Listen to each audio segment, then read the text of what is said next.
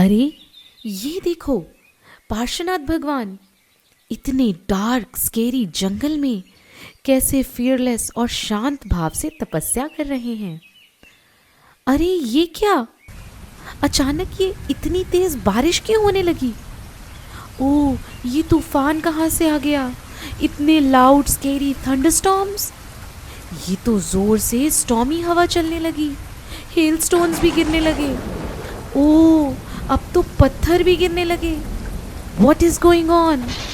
अरे अरे वो देखो, संवर नाम के देव बहुत गुस्से में ये सब कर रहे हैं, पार्श्वनाथ भगवान को ट्रबल करने के लिए। लेकिन इतनी स्क्वेरी सिचुएशन में भी भगवान तो एक इमूवेबल माउंटेन की तरह बिना हिले डुले उसी शांत भाव से अपनी आत्मा के ध्यान में लीन है। अरे ये बारिश का पानी तो बढ़ता ही चला जा रहा है, क्या भगवान इसमें डूब जाएंगे? ओह, ये कौन से देवी देवता हैं जिन्होंने भगवान को चारों ओर से अपने फणों से, अपने हुड से ढक लिया, भगवान को अपने सर पर उठा लिया और उनके उपसर्ग को दूर किया? ये तो धर्मेंद्र देव और पद्मावती देवी हैं। जय हो पार्श्वनाथ भगवान की। What an amazing incident. लेकिन ये संवर देव को भगवान पार्श्वनाथ से ऐसी क्या प्रॉब्लम थी जो बिना किसी रीज़न के उन्होंने उनके लिए इतनी प्रॉब्लम्स क्रिएट की?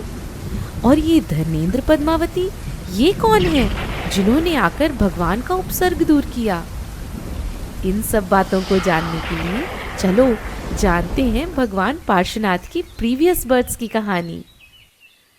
पार्श्वनाथ भगवान अपने 9 बर्थ्स पहले मरुभूति नाम के पर्सन थे और उनके बड़े भाई का नाम था कमठ।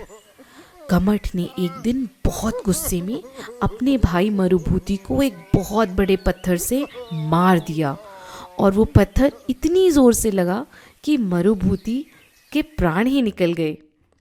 इतनी टेरिबल हिंसा के कारण Kamath he became a cruel snake in the next birth and Marubhuti he became a very sober elephant. Due to hatred from previous life, उस सांप ने, उस स्नेक ने एलिफेंट को बाइट कर दिया and the elephant died right there. वो हाथी मतलब जो मरुभूति का जीव था ना, वो मरने के बाद स्वर्ग में देव बना और वो क्रूअल स्नेक नरक चला गया। बच्चों, हम जैसा सोचते हैं, जैसी फीलिंग्स, जैसे थॉट्स या जैसे भाव करते हैं, वो सब हमारे संस्कार बन जाते हैं। It becomes our instinct and our habits, जो कि हर लाइफ में हमें इन्फ्लुएंस करती हैं। कुछ ऐसा ही हुआ उस कमठ के जीव के साथ जो हर लाइफ में मरुभूति के साथ हेट्रेट करता रहा। तो स्वर्ग की आयु पूरी करके वो देव फिर से मनुष्य गति में विद्याधर बने और वो स्नेक जो नरक गया था ना, वो फिर से स्नेक बन गया। विद्याधर जब मुनि बनकर तपस्या कर रहे थे जंगल में, तो उस क्रूअल स्नेक ने उन्हें स्वॉलो कर लिया, निगल लिया। विद्याधर जो थे वो शांत भावों से मरकर जिनेंद्र देव की भक्ति करने वाले देव बने और वो जो क्रूअल स्नेक था वो फिर से नरक गया। अपनी देव आयु पूरी करके मरुभूति फिर क्या बने? वो बने चक्रवर्ती राजा वज्रनाभि। और वो जो कमठ का जीव था जो नरक गया था, वो बन गया एक भील जो कि जंगल में रहता था। अब इस लाइफ में भी राजा वज्रनाभि बहुत भक्ति करते थे और एक दिन उन्होंने मुनि दीक्षा ले ली। वो फॉरेस्ट में तपस्या कर रहे थे और वो जो कमठ का जीव जो भील बना था, वो भील बनकर जंगल में जा रहा था और उसने मेडिटेशन करते हुए वज्रनाभि को देखा। देखते ही उसे बहुत गुस्सा आया और सोचो, बिना बात के उस भील ने तीरों से उस मुनि महाराज को घायल कर दिया। मुनि महाराज शांत रहे और उन्होंने समता से समाधि मरण किया। इसलिए वो मुनि महाराज फिर से देव बने और वो भील एक बार फिर से नरकों के दुख भोगने के लिए नरक चला गया। अब इसकी नेक्स्ट लाइफ में मरुभूति का जीव महामंडलीक राजा बना और कमठ का जीव नरक से निकलकर क्रूअल लायन बना। महामंडलीक राजा तो इस लाइफ में भी बहुत भक्ति करते थे और उन्होंने मुनि दीक्षा ली। और क्या किया मालूम? उन्होंने स्पेशल 16 भावनाओं को भाया और तीर्थंकर प्रकृति का बंद कर लिया।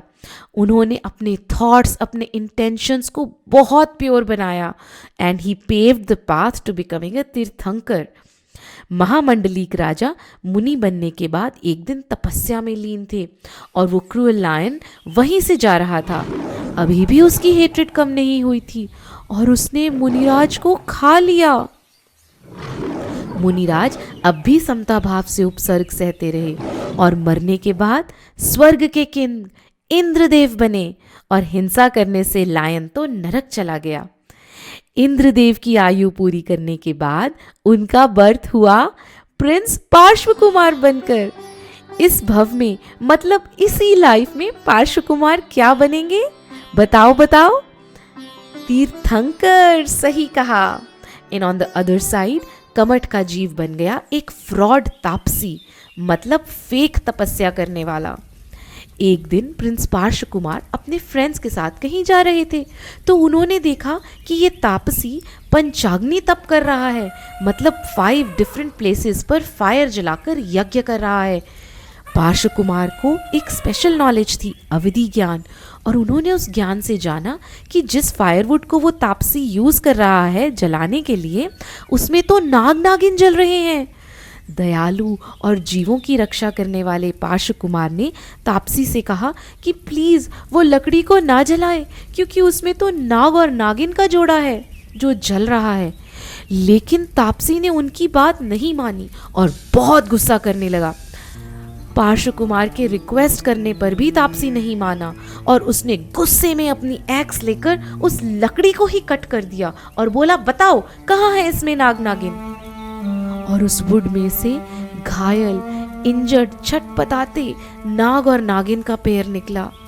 नाग और नागिन को मरता हुआ देखकर पार्श्व कुमार ने उन्हें नमोकार मंत्र सुनाया। नमोकार मंत्र सुनते हुए नाग नागिन मरकर धर्मेंद्र और पद्मावती नाम के देव और देवी बने और वो तापसी अपनी नेक्स्ट लाइफ में संवर नाम का ज्योतिष देव बना। पार्श्व कुमार ने बहुत से जीवों की रक्षा की, उनका कल्याण किया और आगे चलकर उन्हें संसार से वैराग्य हो गया। वो मुनि बन गए।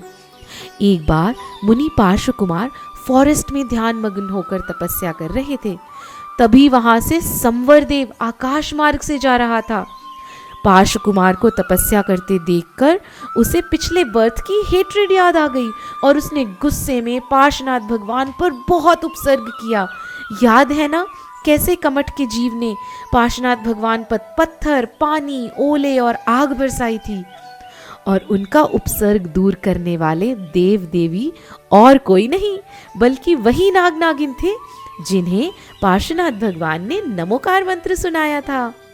बच्चों, देखा आपने, कमठ का जीव अपने पूर्व भव के हेट्रेड और वैर के संस्कारों की वजह से विदाउट एनी रीजन हर भव में पार्श्वनाथ भगवान पर उपसर्ग करता रहा और पार्श्वनाथ भगवान हर लाइफ में बिना रिएक्ट किए शांत भाव से आत्म साधना करते रहे और धीरे धीरे क्या बन गए?